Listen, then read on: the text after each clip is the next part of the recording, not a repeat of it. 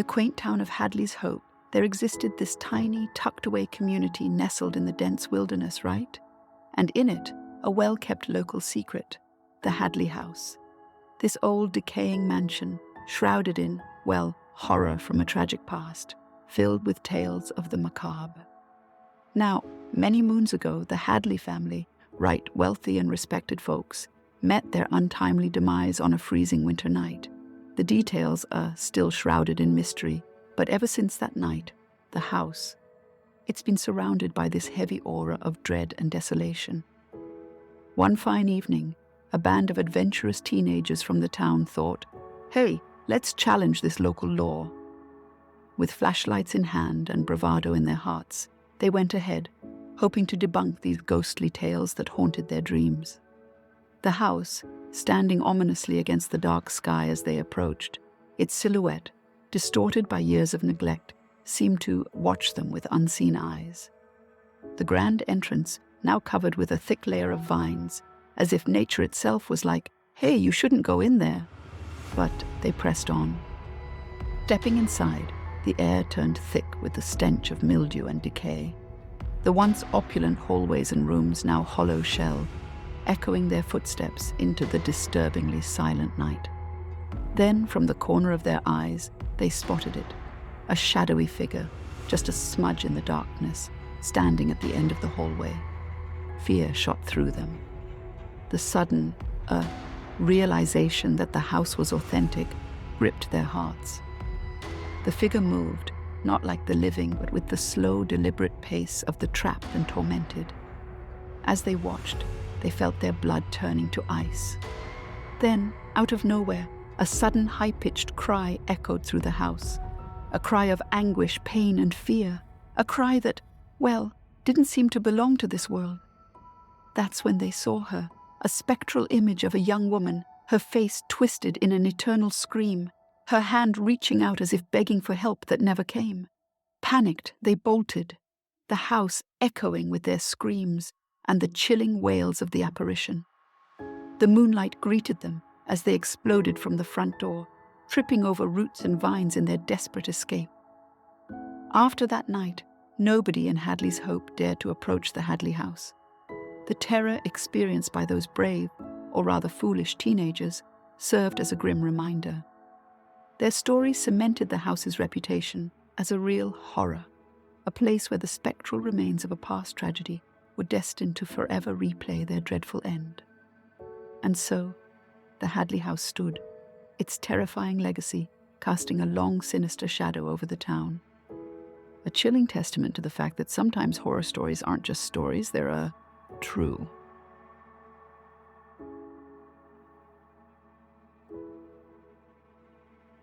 So it's like midnight, right? And Elizabeth, who's this big shot, respected crime scene investigator, finally gets home from some really tough case. The old mansion she calls home feels chilly, sort of, like it's shivering along with her. Living alone normally doesn't bug her, but tonight, yeah, it's kind of eerie, you know? She pulls the door shut, locking it behind her, and it makes this loud click that just bounces around the empty halls. And then she thinks she sees something move, you know, out of the corner of her eye by the big old mirror in the hall. She checks it out, but it's just her tired eyes playing tricks on her, she figures, and starts heading upstairs. Now, she's changed into her nightgown, staring at herself in the bathroom mirror, and there it is again, another movement, right behind her in the mirror. Her heart's doing the whole thump-thump thing, but she's not the type to get scared easy. She snags a baton from a drawer, always prepared that one, and checks the whole house, but there's nothing. Zilch. Back in the bedroom, she takes another peek in the mirror, and whoa, she's not alone in the reflection. Some hooded figures behind her, but when she spins around, the room's as empty as a ghost town. Looks back in the mirror and the figure's still there, but now it's getting closer. And then it touches her, or she feels it anyway, right on her shoulder, even though there's no one there. It's like her mirror's become a window to some nightmare. Quick as a whip, she takes a table and just, chucks it at the mirror. The mirror smashes. The figure lets out a screech like nothing you've ever heard, like it's coming from the glass shards.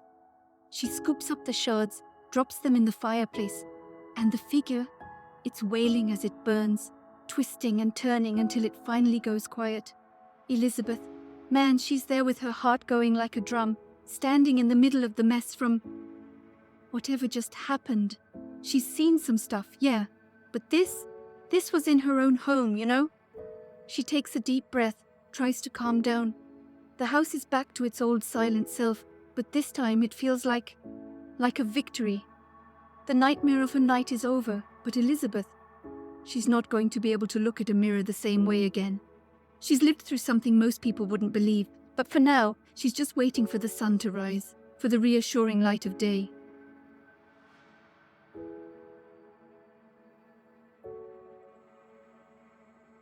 In the heart of a bustling city stood the Sovereign apartment building, an archaic relic amidst the sea of urban development.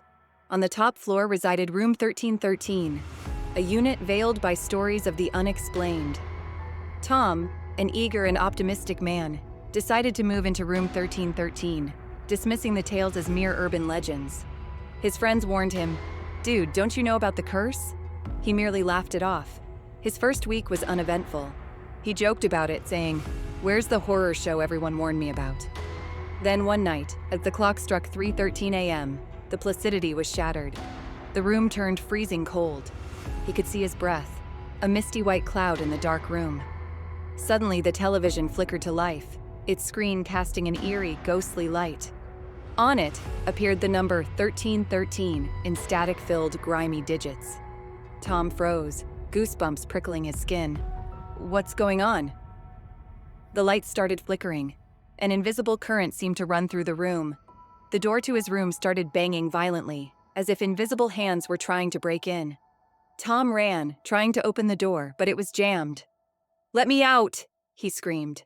The temperature dropped further, his breath now a frantic plume of frosty gasps.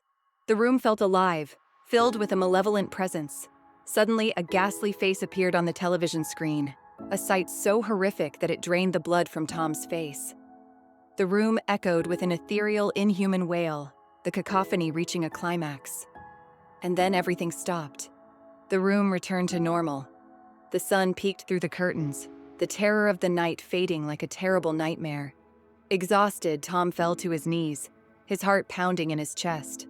From that night on, Room 1313 was no longer a laughing matter for him. Despite being a skeptic, Tom couldn't deny the terror he experienced. He moved out the very next day, his skepticism replaced by an icy dread.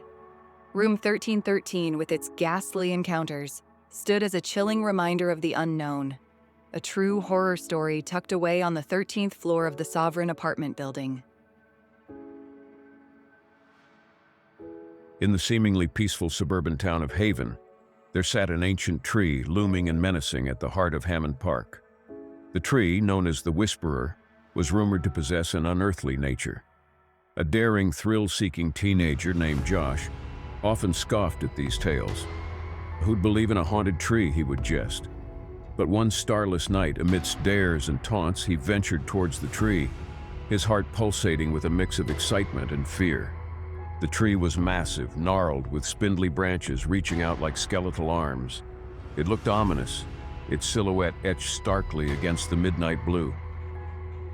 As Josh approached, he felt a sudden coldness. The summer night's warmth seemed to ebb away, replaced by a bone-chilling draft. "It's pretty cold, isn't it?" Josh murmured to himself, his breath visible in the frosty air. Suddenly he heard it, a faint whisper carried by the wind, like 1,000 voices melded into one. The whispers swirled around him, undulating with the wind. The voices were unintelligible, but they were filled with a palpable despair. "Who's there?" Josh called out, his voice barely a whisper. The tree seemed to respond. Its branches swayed violently despite the still air, casting twisted, ghostly shadows. Josh could feel the voices growing louder, more agonizing, invading his mind like a vicious storm. He covered his ears, but it was too late. The whispers were inside him. Fear engulfed him. He could hear the voices, now a cacophony of pain, despair, and sorrow. His knees buckled under him, the weight of the unseen horror overwhelming him. He wished to scream, but no sound came. The haunting whispers from the tree seemed to silence his world. Then, as suddenly as it started, it stopped. The whispers ceased, the wind died, and the temperature returned to normal. Josh, drained, staggered away from the tree, the night's events carved deeply into his soul. From that night, the townsfolk noticed a change in Josh. His once lively demeanor was replaced by a quiet, haunted one. The Whisperer had imparted a slice of its spectral horror, a tale of true fear, forever reminding the people of Haven to tread lightly around the heart of Hammond Park.